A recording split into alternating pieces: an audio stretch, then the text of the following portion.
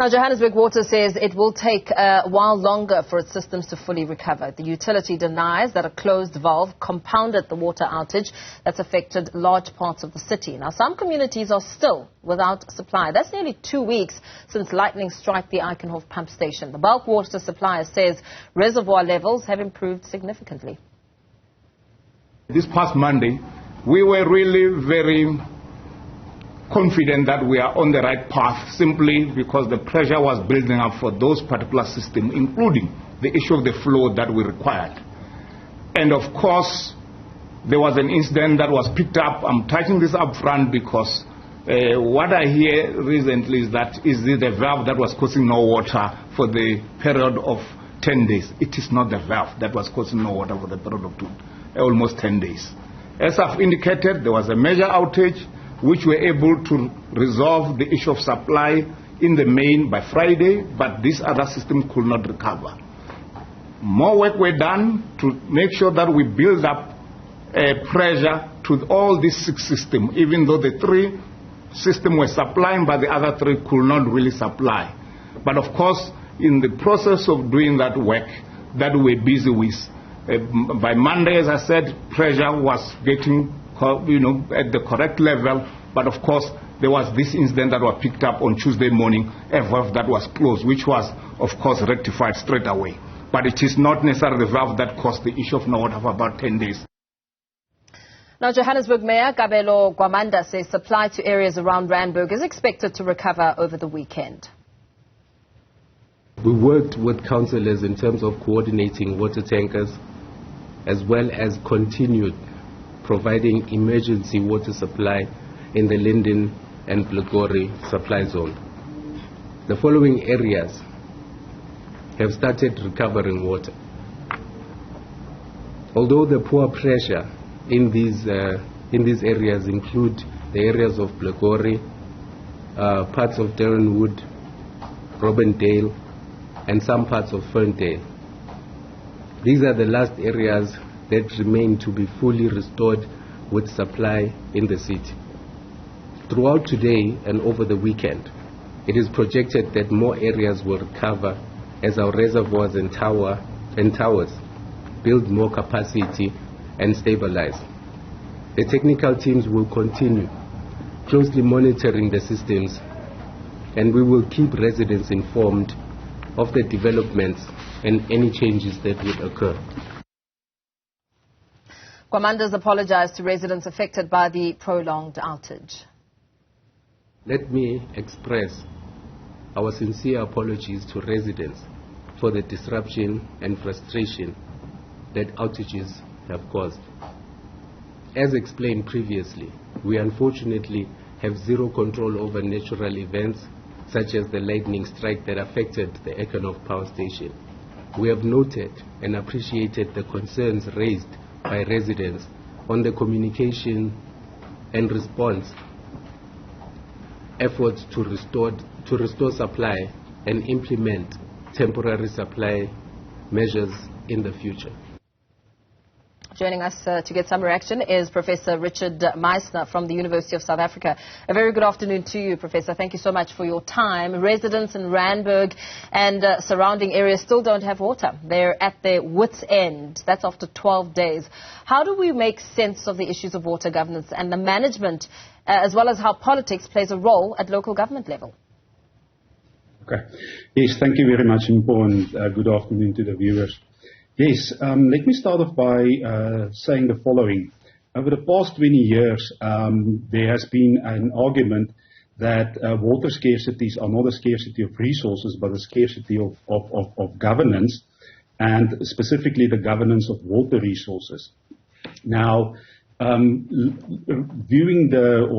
at the situation unfolding over the past 2 weeks, I would say that this is not a water governance issue. It is an operational issue where the lightning strike occurred 2 weeks ago, and City Power's infrastructure was affected, which then cut power to the Mpho pump station.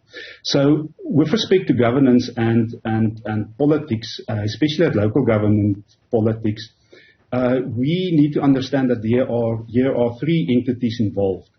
It is it's the metropolitan municipality, which is the water service authority and the water service provider, and attached to the metropolitan municipality is obviously Joburg Water, and then also City Power, and then there is Rand Water. Rand Water is the bulk supplier. It supplies bulk water to the municipalities on the Witwatersrand and as far as Rustenburg and also parts of Mpumalanga, situated closely to the city of Tshwane's borders. So you have these entities, governmental entities, and politics do play a role within the management of water resources. Like I said, the metropolitan municipality is both the water services authority and the water service provider through Joburg Water. And it's a political entity, it's a local government entity. And just to say something about coalition politics and how that could affect water supply within a municipality. We know that in many municipalities where ANC EFF coalitions are governing the city, it's not those coalitions are not very stable.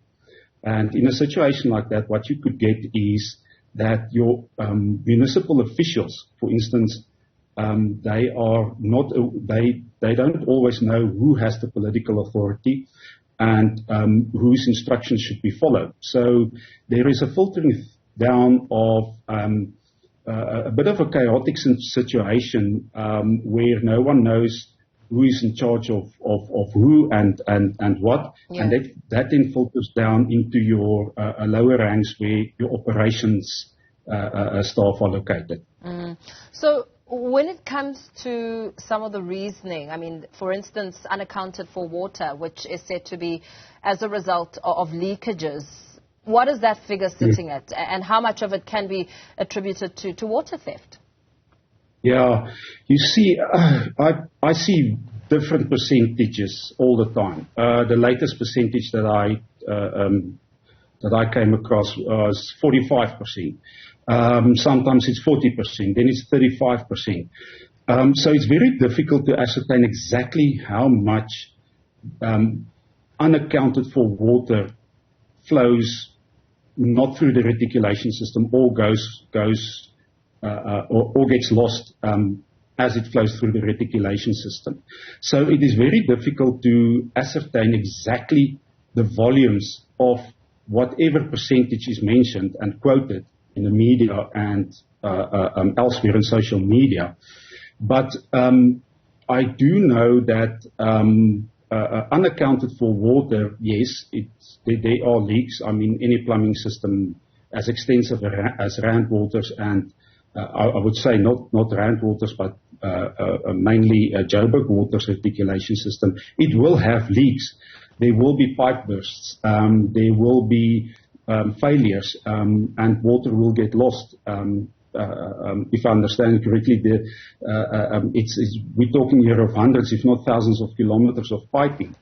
But another factor that do play a role in unaccounted for water is theft and vandalism.